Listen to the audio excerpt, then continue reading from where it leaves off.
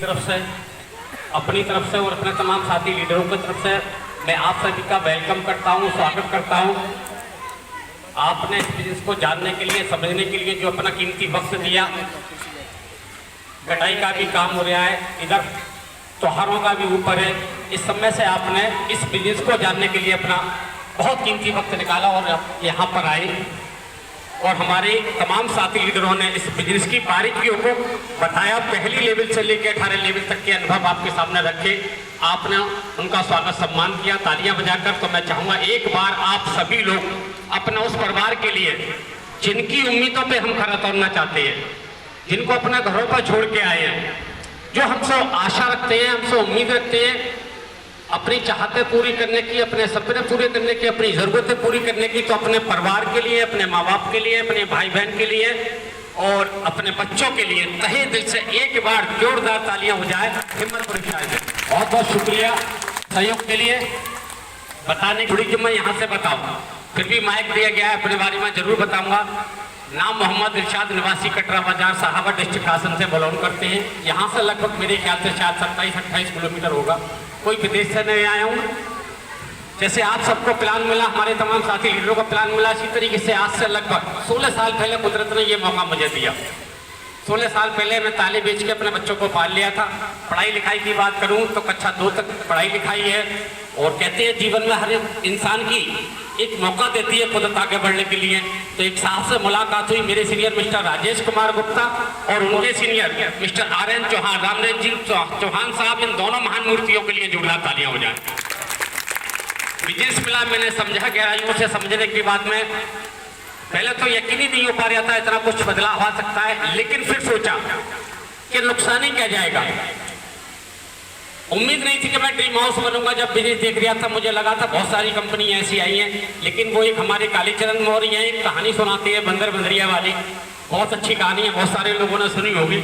उसका शॉर्ट ये जाता है, उस कहानी का मकसद, और शॉर्ट में मैं आपको उसको बता दूं, वो ये जाता है कि जिंदगी हमारी वैसे ही मतलब किसी बड़ी लेवल पर नहीं पहुंच पाई, कोई बड़ी तरक्की कम नहीं कर पाई, तो 8,000 रुपये लगाने के बाद में यानी हम बर्बाद नहीं हो रहे। तो यही मेरे दिमाग में था। लाखों रुपया मैंने इलाज में मैडम के खर्च कर चुका था, उस वक्त तक लाखों रुपया मैंने मुकदमे में खर्च कर दिया था। ताले बेचने के बाद 700, 800, 900 की मजूरी होती थी, आज से लगभग 17 साल पहले। तो 700, 800, 900 यानी लगभग 20 से लेकर 25,000 रुपये महीना की इनकम मेरी होती थी आज से 17 साल पहले ताले बेचकर। मेहनत उसमें भी कड़ी होती थी, बल्कि मेहनत उसमें ही हुई है। आज तक में तो कोई मेहनत भी नहीं हुई ठीक से, और ड्यूटी जरूर हुई है ठीक से, मेहनत बिल्कुल नहीं हुई। तो तब जो इनकम होती थी तो 700-800 होने के बावजूद भी काला कोट और सफेद कोट दोनों कोट जब मेरे घर में घुस गए, यानी मुकदमेबाजी प्लस बीमारी, तो उसी में ना बहर की देनदारी हो गई थी। तभी मुझे ये आस्था बिजनेस मिला। मैंने इमरजेंसी समझ के इस काम को करा, जैसे मेरे सीनियर ने मुझे समझाया, इमरजेंसी समझ के मैंने आस्था में ज्वाइनिंग ली। कहानी बहुत लंबी है, समय भी मैं समझता हूँ इतना हो जाता है कि कभी मुझे 1-2 घंटे बोलने का मौका मिले तो जरूर मैं पूरी कहानी सुनाऊंगा। फिलहाल मैं शॉर्ट में ही करता हूँ क्योंकि मैं समझता हूँ समय भी ज़्यादा हो चुका है। फिलहाल मैंने अपने सीनियर पर यकीन करा, लगा, और दिमाग में एक चीज़ और थी, जो बंदर बंदरिया की कहानी है वो दिमाग में थी कि बर्बाद तो पहले से ही है और तो ज़्यादा बर्बाद हो नहीं सकते। कोई भी इंसान, कोई गरीब इंसान है और वो 8,000 रुपया देके क्या और ज़्यादा गरीब हो सकता है? 8,000 रुपया देके एक गरीब इंसान क्या और ज़्यादा गरीब हो सकता है? एक मालदार इंसान है, बहुत ज़्यादा मालदार है, करोड़पति अरबपति है, अगर उसके 8,000 रुपये निकल जाते हैं तो वो करोड़पति अरबपति से गरीबी रेखा में आ सकता है? नहीं आ सकता ना। एक मिडिल क्लास का इंसान भी अगर कोई है तो वो 8,000 रुपये देने के बाद गरीबी रेखा में नहीं आ जाता। तो यही सोचा कि गरीब तो है, जिंदगी तो कट रही है, करती चलिए, रुक नहीं जाएगी 8,000 रुपये देने के बाद, बस दिमाग में ये थी। और जब उसके प्रोडक्ट यूज करे, उसका सामान यूज करा, तो लगा कि 8,000 नहीं बल्कि 80,000 रुपये हमारे यही वसूल हो गए। और प्रोडक्ट के ऊपर जो आस्था की किट बनाई है कंपनी डायरेक्टर महोदय ने, जो सिस्टम बनाया है, वो दोनों के लिए, किट के लिए और सिस्टम के लिए एक बार जोरदार तालियां हो जाए हमारे कंपनी डायरेक्टर महोदय जय जी के लिए। तो बस वो किट इस्तेमाल करी और लगा कि इस किट ने ही हमारे कम से कम 80,000 रुपये डॉक्टरों से बचा दिए। तो फिर पूरी ताकत के साथ एक मीटिंग देखी और एक साहब हमारे सीनियर मिस्टर राजेश कुमार गुप्ता जी का बार बार फोन आए करें, और भी अब सीनियर प्लान चौहान साहब के भी फोन आए करें, जो भी जिनसे भी ताल्लुकात हो गए थे। तो बड़े बेबन से एक दिन मीटिंग देखी, और मीटिंग देखने के बाद में कसम खाई कि अगर सामने मंच पे ड्रीम हाउस को देखा तो एक कसम खा के उठे वहीं कि एक दिन हम भी इस मंच पे आएंगे ड्रीम हाउस के रूम में। और ये कसम खा के उठे बैठे बैठे, और कसम खाई, फिर सीनियर से जानकारी करी और अपने आप को सीनियर के हैंड ओवर कर दिया। जैसे जैसे उसने बोला, जैसे जैसे उसने कहा, उसी हिसाब से उस पर अमल करा, पूरी ताकत के साथ लगे, और लगते लगते कब ड्रीम हाउस अचीवर हुए पता ही नहीं चला। पहली लेवल से लेकर 18 लेवल पार करने में समय लगा था 6.5 साल, और 6.5 साल का समय भी लगने में बहुत कारण थे, क्योंकि हमसे पहले 4 ड्रीम हाउस अचीवर हुए थे। वो चारों के चारों ड्रीम हाउस अचीवरों का जो समय सीमा थी वो 5 साल के भीतर थी।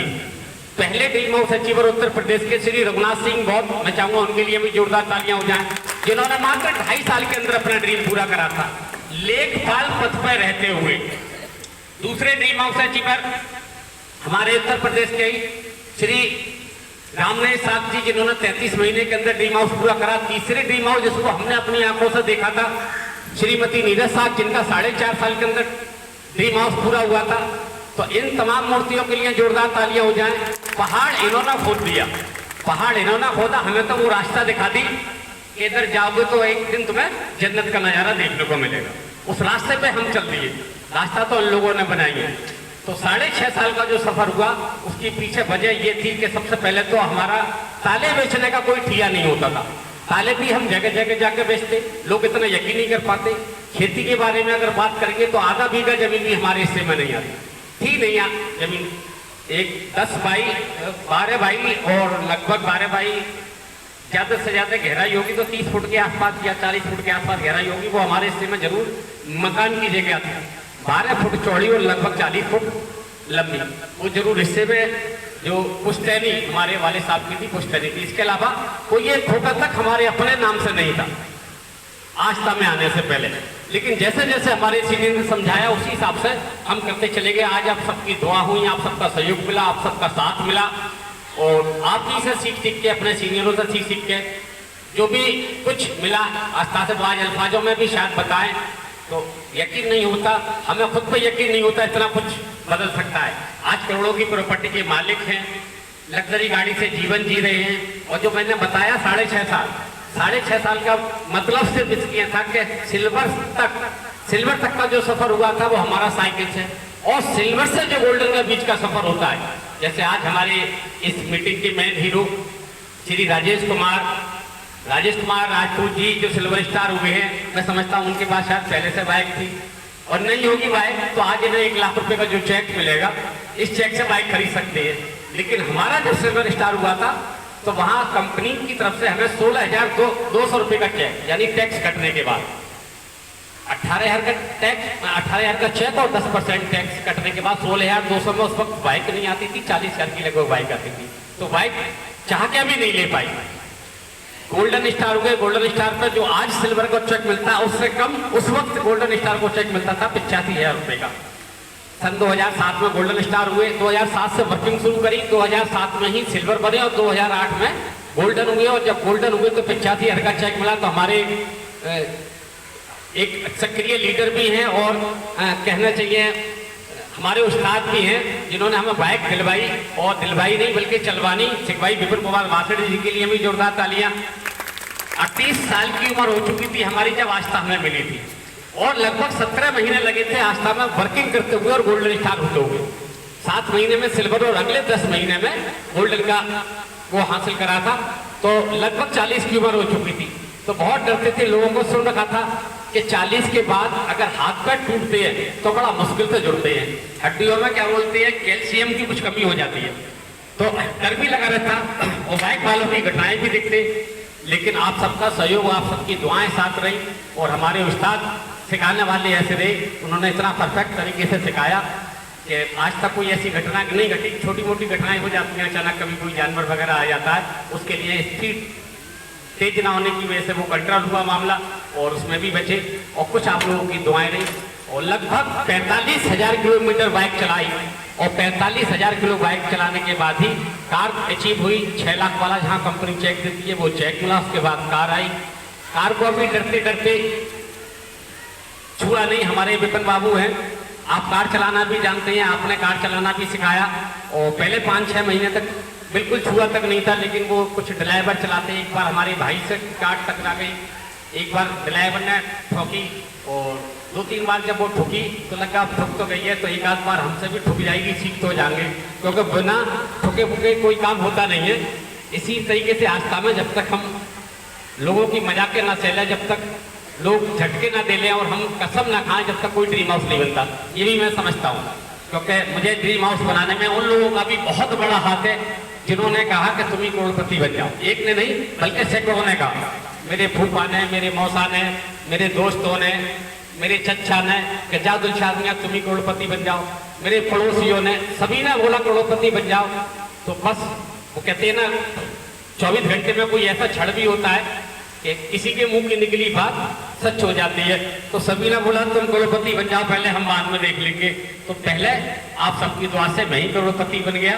और ये ना मालूम कौन से वक्त सरस्वती बैठी हो, वरना काबिलियत तो मेरे अंदर ना आज है कुछ, ना उस वक्त थी। आज के लोग जब आते हैं मंच में, मैं देखता हूँ उन्हें बोलते हुए, सिल्वर या नियर सिल्वर बोलते हैं, उनकी भी वीडियो में सबकी देखता हूँ, एक समय टाइम मारता हूँ, क्योंकि मेरा काम ही यही है मोबाइल में ही दिन भर लगे रहना, यानी उससे में ही खेलते रहना।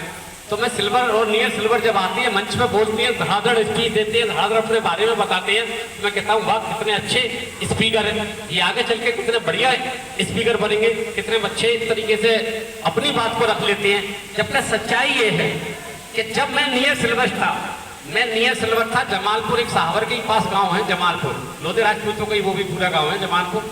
वहां एक बहुत छोटा सा कार्यक्रम लगा था, करीब 15-16 लोग बैठे हुए थे उस कार्यक्रम में।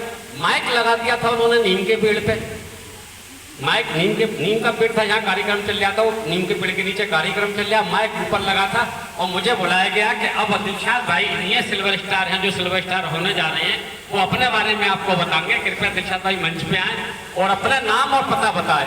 तो बस समझ लो कि आधी से ज्यादा जान तो मेरी बाहर निकल गई थी। मंच पर पहुंचते पहुंचते जब माइक हाथ में आया तो पूरा शरीर मेरा कांपने लगा था, पूरा शरीर ऐसा लग रहा था ये बहुत ही कोई जहरीला कीड़ा किसी ने मेरे हाथ में पकड़ा दिया हो। और अपना नाम मोहम्मद दिलशाद बताते में कम से कम 5 बार अटका, और मैं सहावर का रहने वाला हूँ, सिल्वर स्टार होने जा रहा हूँ, जो माइक छोड़ा देने, यानी पहली बार। फिर मैंने मीटिंगों में जाना शुरू करा, अभ्यास करना शुरू करा, सिल्वर स्टार कैसे आई, कैसे बोल रहे हैं, कहाँ के रहने वाले हैं, कैसे शुरू करी, बहुत सारी बातें सीखी। और जैसे जैसे मेरे सीनियर समझाते नहीं ऐसे नहीं, ऐसे डरे मत करो, बताया करो, हिम्मत बढ़ाई मेरी, ठीक होला होला करके मैं बोलना सीखा। और आज भी मुझे घबराहट होती है। आज घबराहट इस बात की होती है कि मैं जानता हूँ ये मीटिंग जब 11-12 बजे शुरू हो जाती है तो 3 बजे तक खत्म हो जानी चाहिए। 3 घंटे का कार्यक्रम बहुत होता है, लेकिन मेरे यहाँ पहुँचते पहुँचते लीडर इतने सारे हो जाते हैं हमारे कि अगर वो अपने 5-5 मिनट भी अपनी बात को रखती है तो 3-3:30 बजे मेरे हाथ में माइक आता है। तो अब 15-20 मिनट के अंदर मैं क्या बोलूँ, मैं क्या बताऊँ अपने 17 साल के सफर को। कम से कम 17 मिनट तो मुझे सेमिनार के मिले, क्योंकि बुलेट जब स्टार्ट होती है तो शुरू के 10-15 मिनट तो वैसे ही खा जाती है, तो मैं वैसे ही खा के माइक रख के चला जाता हूँ। आज भी मेरा सिस्टम यही है और मैंने हमेशा सीखा ही। जब मैं सिल्वर से गोल्डन हुआ, डायमंड हुआ, मुझे बुलाया जाता था, मैं अपने बारे में बताता कि हाँ मैं डायमंड स्टार मोहम्मद दिलशाद निवासी कटरा बाजार साहब। और आज मेरी इनकम ये आ रही है, मैं केवल इनकम बताता था, पिछली साल की इनकम मेरी ये, अगली साल की इनकम ये, इससे ज्यादा मुझे कुछ बोलना ही नहीं आता। और सच पूछो जो कुछ बोलना आता था मैं उसे बचा के रखना चाहता था, मैं उसे बचा के रखना चाहता था। जो भी अपना टाइम होता था वो अपने सीनियरों को देने की कोशिश करता था कि आज सीनियर को अगर 10 मिनट मुझे कुछ सीखने को मिला, कोई नई एक चीज मिली, तो वही मेरी सबसे बड़ी सफलता का कारण बना। लोग कहते हैं ये बोलने का बिजनेस है, मैं कहता हूं ये सुनने का बिजनेस है। लोग सुनना पसंद नहीं करते। जब आप फिल्म दिखाने जाते हो, सामने जैसी कहते हो वो कंपनी से कहते हैं कंपनी मत बताओ, लोग बोलना शुरू कर देते हैं और हम उनकी बात को काटना शुरू कर देते हैं। हम उनकी बात को काटना शुरू, नहीं ये वो कंपनी नहीं है, रखने वाली भाई साहब ये तो आस्था है बहुत मजबूत कंपनी, वो तुमने कोई गलत कंपनी में, वो मतलब उससे बहस शुरू हो जाती है हमारी, हम उसकी बात को सुनते नहीं। लेकिन मेरे जमाने में मेरे सीनियर ने मुझे सिखाया कि दिलशाद मियां जब तक सामने वाले की कैसेट खाली ना हो जाए, जब तक सामने वाले की कैसेट खाली ना हो जाए तब तक आप अपनी बात को कहीं नहीं, जैसे ही आप छेड़ोगे बिजनेस की बताओगे, कंपनी लेके आई है, एक बिजनेस लेके आई है बहुत अच्छा, और जैसे ही 2 का चक्कर जब आता है तो ही आदमी उछल जाता है, उछल जाए 2 से, उसकी सुनो, हाँ में हाँ मिलाओ। उसके बाद जब उसकी कैसेट पूरी खाली हो जाए तब अपनी बात को रखो। उसने मुझे समझाया, 17 साल पहले टेप रिकॉर्ड चलते थे, जिसमें आवाज रिकॉर्ड होती। तो वो टेप रिकॉर्ड की कैसेट होती है, एक पूरी कैसेट में गाने लोड करो, पूरी कैसेट हो उसमें गाने लोड करो, और एक कैसेट भरी हुई पहले से हो उसमें गाना लोड करो, तो उसमें घिरघिर की आवाज जरूर आएगी, कोई गाने का संगीत म्यूजिक साफ सुनाई नहीं देगा। लेकिन जो बिल्कुल कोरी कैसेट होगी उसमें कोई भी गाना भरोगे तो बिल्कुल साफ धुन संगीत सब कुछ साफ नजर आएगा। तो बोले सामने वाले के दिमाग में कैसेट भरी हुई है और तुम फिर बनना चाह रहे हो, उसे खाली तो होने दो। तो मैंने जब भी प्लान दिखाने जाता था तो लोग मुझे सुनाते जाते थे, अरे तुम्हें कल से कंपनी में लगे हो, हम तो इतनी साल हो गई, वो हो गई, ये हो गई, जी सर जी हाँ, जी सर जी हाँ करके फिर अपनी बात को, कि उनकी बात एक सही जरूर साबित होती थी, उनकी बात को सही जरूर बताती, कभी किसी बात को हमने काटा नहीं। और सच्चाई भी यही है, जो बंदा सामने बोलता है वो कभी गलत नहीं बोलता, वो कितना भी कैसा भी बोल लिया हो, वो अपने दिमाग से सही बोल लिया है, जितनी नॉलेज उसके पास है वो बोल लिया है। आप उसकी नॉलेज खत्म होने दो, फिर अपनी बात को रखो, उसकी हाँ में हाँ मिलाओ, उसके दिमाग में घुसो, फिर अपनी बात को रखो, फिर सच्चाई तो सच्चाई होती है। वो कहते नहीं है कैसे बोलते हैं, खुशबू आ नहीं सकती, कभी कागज के फूलों से कैसे करके पूरा वो नक्शा बताएंगे।